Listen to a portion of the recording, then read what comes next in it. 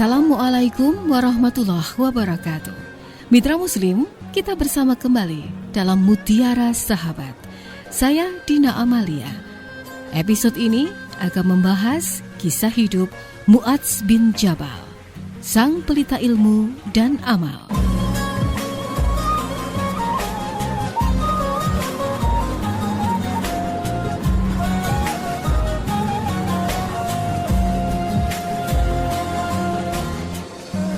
Mitra Muslim, tatkala Rasulullah mengambil baiat dari orang-orang Ansor pada perjanjian Aqabah yang kedua, di antara para utusan yang terdiri atas 70 orang itu, terdapat seorang anak muda dengan wajah berseri, pandangan menarik, dan gigi putih berkilat, serta memikat perhatian dengan sikap dan ketenangannya.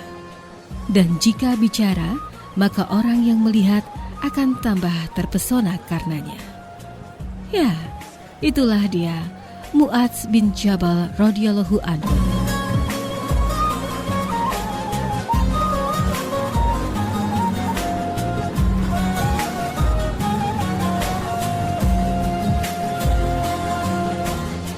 Mu'adz bin Jabal memiliki kelebihan yang paling menonjol dan istimewa, yaitu fikih, atau keahliannya dalam soal hukum. Keahliannya dalam fikih dan ilmu pengetahuan ini mencapai taraf yang menyebabkannya berhak menerima pujian dari Rasulullah Shallallahu Alaihi Wasallam. Dalam sabdanya, umatku yang paling tahu akan yang halal dan yang haram ialah Mu'adz bin Jabal.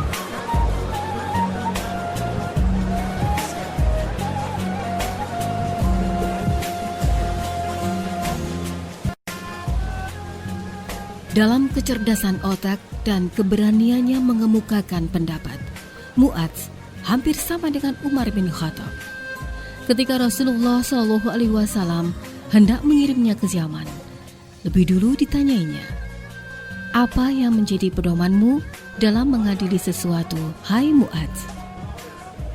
"Kitabullah," ujar Mu'adz. "Bagaimana jika kamu tidak jumpai dalam kitabullah?" tanya Rasulullah. "Saya putus dengan sunnah Rasul," ujar Mu'adz. "Jika tidak kamu temui dalam sunnah Rasulullah, saya pergunakan pikiranku untuk beristihad dan saya tak akan berlaku sia-sia." Maka berseri-serilah wajah Rasulullah. Dalam sabdanya, "Segala puji bagi Allah yang telah memberi taufik kepada utusan Rasulullah sebagai yang diridhai oleh Rasulullah."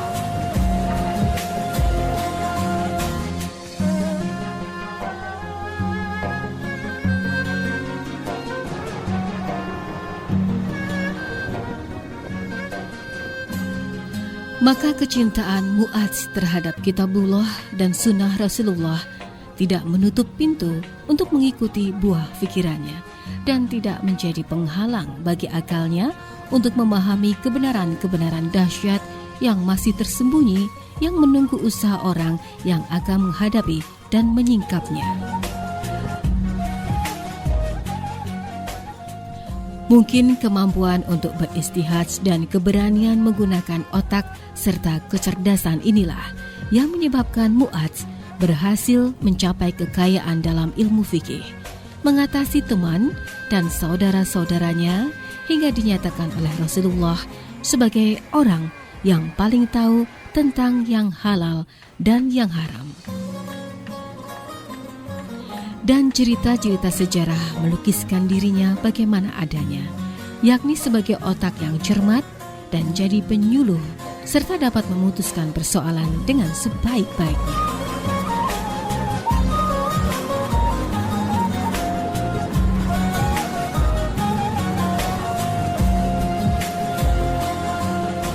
Ada cerita menarik tentang Aizullah bin Abdillah yang pada suatu hari di awal pemerintahan Khalifah Umar, ia masuk masjid bersama beberapa orang sahabat. "Maka duduklah saya pada suatu majelis yang dihadiri oleh 30 orang lebih. Masing-masing menyebutkan sebuah hadis yang mereka terima dari Rasulullah Shallallahu Alaihi Wasallam.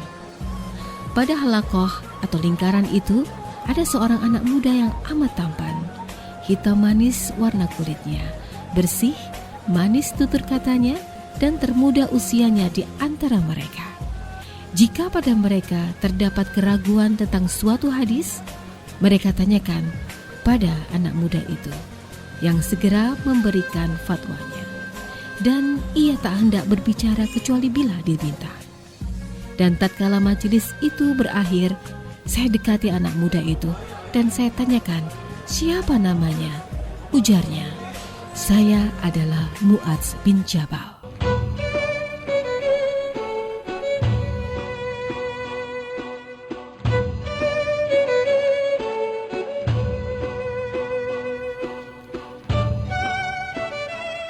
Selain cerita Aizullah bin Abdillah, tersebar pula cerita dari Syahar bin Hausyab.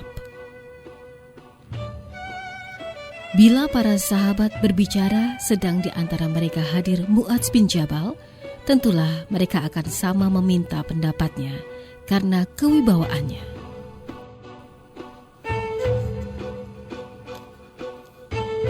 Amirul Mukminin Umar radhiyallahu anhu sendiri sering meminta pendapat dan buah pikirannya. Bahkan dalam salah satu peristiwa di mana ia memanfaatkan pendapat dan keahliannya dalam hukum, Umar pernah berkata, kalau tidaklah berkah Mu'adz bin Jabal, akan celakalah Umar. Mu'adz bin Jabal memiliki otak yang terlatih baik dan logika yang menawan, serta memuaskan lawan yang mengalir dengan tenang dan cermat. Dan di mana saja kita jumpai namanya di celah-celah riwayat dan sejarah, kita dapati ia sebagai yang selalu menjadi pusat lingkaran. Di mana ia duduk, selalu dilingkungi oleh manusia.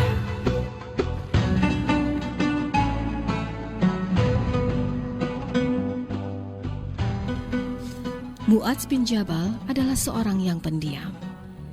Beliau tidak hendak bicara kecuali jika diminta. Dan jika terdapat masalah, semua dipulangkan kepada pendapat Mu'adz bin Jabal.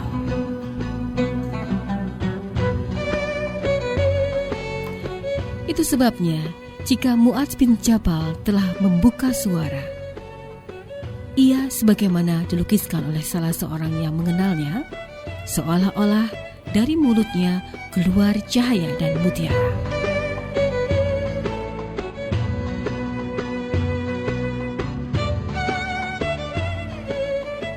Dan mitra muslim, kedudukannya yang tinggi di bidang pengetahuan ini serta penghormatan kaum muslimin kepadanya, baik selagi Rasulullah masih hidup maupun setelah beliau wafat, dicapai Mu'adz sewaktu ia masih muda. Ia meninggal dunia di masa pemerintahan Umar, padahal waktu itu usianya belum 33 tahun.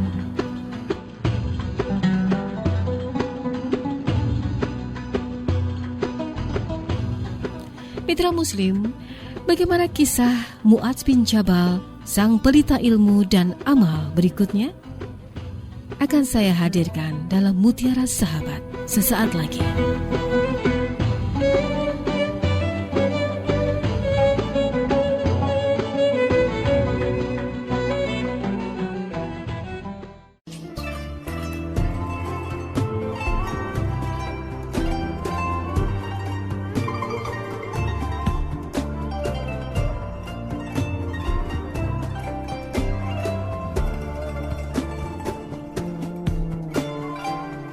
Mitra Muslim, Mutiara Sahabat kembali hadir untuk Anda.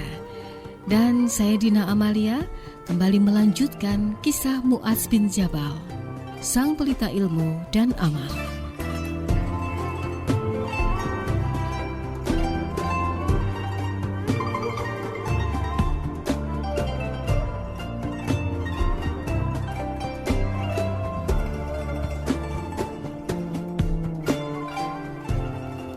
Mu'adz bin Jabal adalah seorang yang murah tangan, lapang hati, dan tinggi budi. Tidak suatu pun yang diminta kepadanya kecuali akan diberinya secara berlimpah dan dengan hati yang ikhlas. Sungguh kemurahan Mu'adz telah menghabiskan semua hartanya. Ketika Rasulullah SAW wafat, Mu'adz masih berada di Yaman, yakni semenjak ia dikirim Nabi ke sana untuk membimbing kaum muslimin dan mengajari mereka tentang seluk-beluk agama.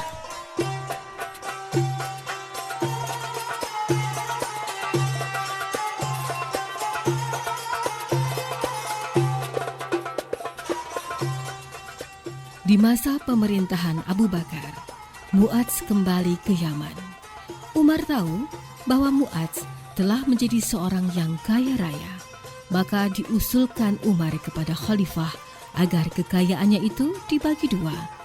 Tanpa menunggu jawaban Abu Bakar, Umar segera pergi ke rumah Mu'adz dan mengemukakan masalah tersebut.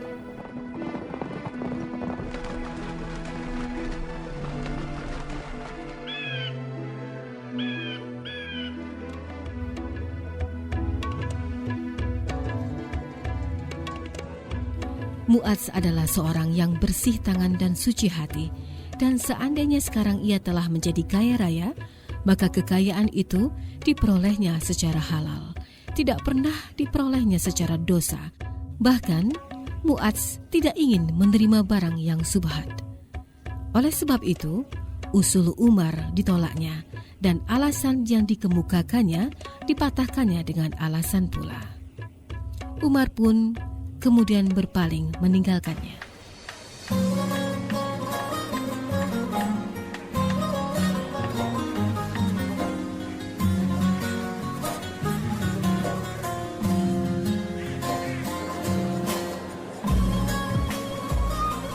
Keesokan harinya di pagi hari, Mu'adz pergi ke rumah Umar. Sesampainya di sana, Umar dirangkul dan dipeluknya, sementara air mata mengalir mendahului perkataannya.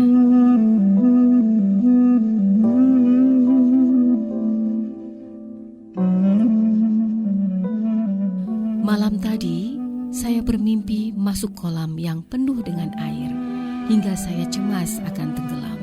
Untunglah Anda datang, hai Umar, dan menyelamatkan saya. Kemudian bersama-sama mereka datang kepada Abu Bakar, dan Mu'adz meminta kepada khalifah untuk mengambil 1/2 hartanya. Tidak satu pun yang akan saya ambil darimu, ujar Abu Bakar.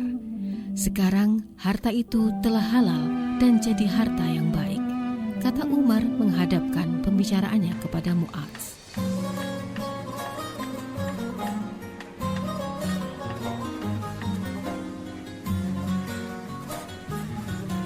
Andai diketahuinya bahwa Mu'adz memperoleh harta itu dari jalan yang tidak sah, maka tidak satu dirham pun Abu Bakar yang soleh itu akan menyisakan baginya. Namun Umar tidak pula berbuat salah dengan melemparkan tuduhan atau menaruh dugaan yang bukan-bukan terhadap Mu'adz. Hanya saja masa itu adalah masa gemilang, penuh dengan tokoh-tokoh utama yang berpacu mencapai puncak keutamaan. Di antara mereka, ada yang berjalan secara santai, tak ubah bagi burung yang terbang berputar-putar. Ada yang berlari cepat, dan ada pula yang berlari lambat. Namun semua berada dalam kafilah yang sama menuju kepada kebaikan.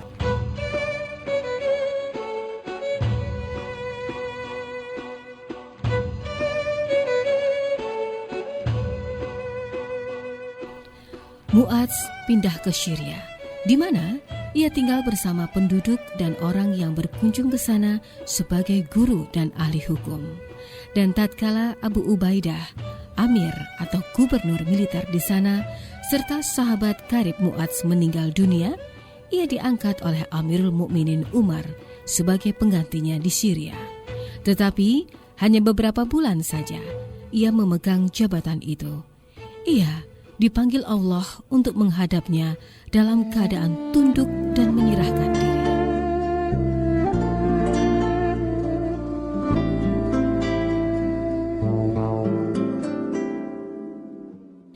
Umar radhiyallahu anhu berkata, "Sekiranya saya mengangkat Mu'adz sebagai pengganti, lalu ditanya oleh Allah, kenapa saya mengangkatnya?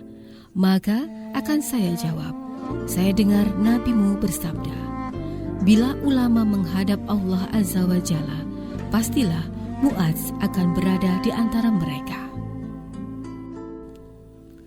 Mengangkat sebagai pengganti yang dimaksud Umar di sini ialah penggantinya sebagai khalifah bagi seluruh kaum muslimin, bukan kepala sesuatu negara atau wilayah.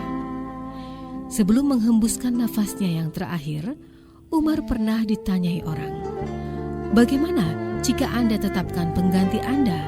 Artinya, Anda pilih sendiri orang yang akan menjadi khalifah itu, lalu kami baiat dan menyetujuinya. Maka Umar berkata, seandainya Mu'adz bin Jabal masih hidup, tentu saya angkat ia sebagai khalifah. Dan kemudian bila saya menghadap Allah Azza wa Jalla dan ditanya tentang pengangkatannya, siapa yang kamu angkat menjadi pemimpin bagi umat manusia? Maka akan saya jawab, saya angkat Mu'adz bin Jabal setelah mendengar Nabi bersabda, Mu'adz bin Jabal adalah pemimpin golongan ulama di hari kiamat.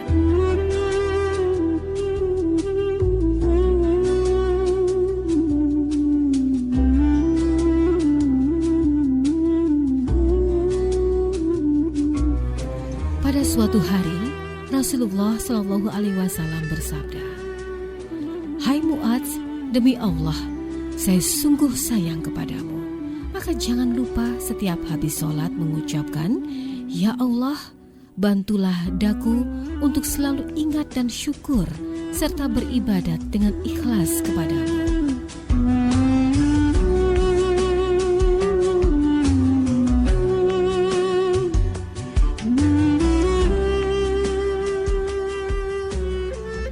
Rasulullah Shallallahu Alaihi Wasallam selalu mendesak manusia untuk memahami makna yang agung ini.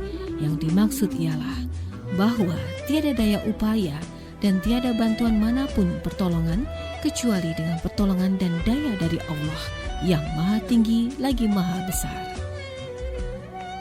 Mu'adz mengerti dan memahami ajaran tersebut dan telah menerapkannya secara tepat.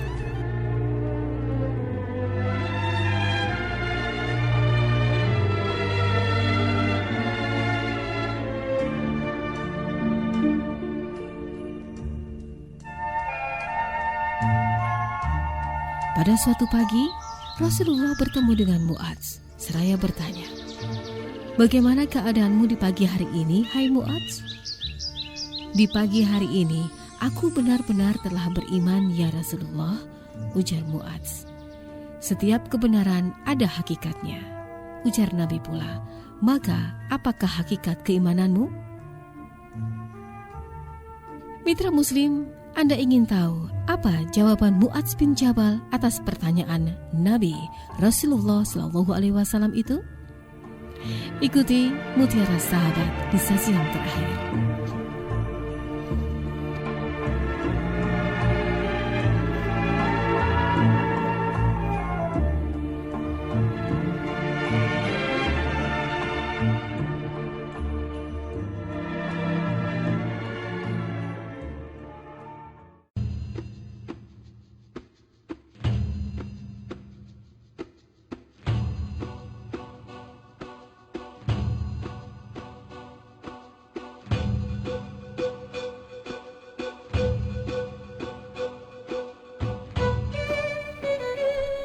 Mitra Muslim, Anda kembali bersama saya Dina Amalia dalam Mutiara Sahabat yang mengangkat kisah Mu'adz bin Jabal, sang pelita ilmu dan amal.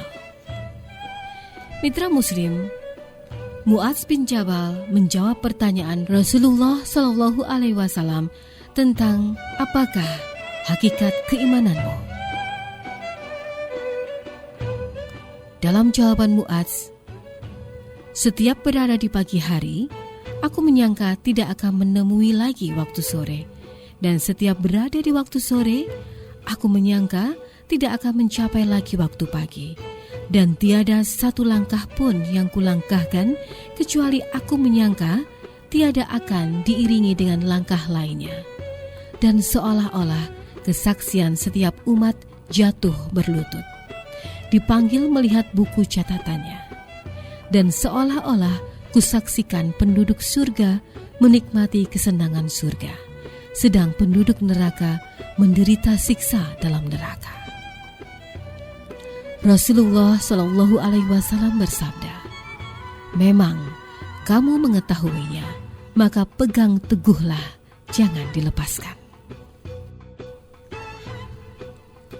Mu'adz senantiasa menyeru manusia untuk mencapai ilmu dan berzikir kepada Allah.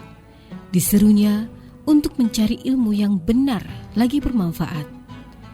Beliau berkata, "Waspadalah akan tergelincirnya orang yang berilmu, dan kenalilah kebenaran itu dengan kebenaran pula, karena kebenaran itu mempunyai cahaya." Menurut Mu'adz, ibadah itu hendaklah dilakukan dengan cermat dan jangan berlebihan. Pada suatu hari, salah seorang muslim meminta kepadanya agar diberi pelajaran. "Apakah Anda bersedia mematuhinya bila saya ajarkan?" tanya Mu'adz.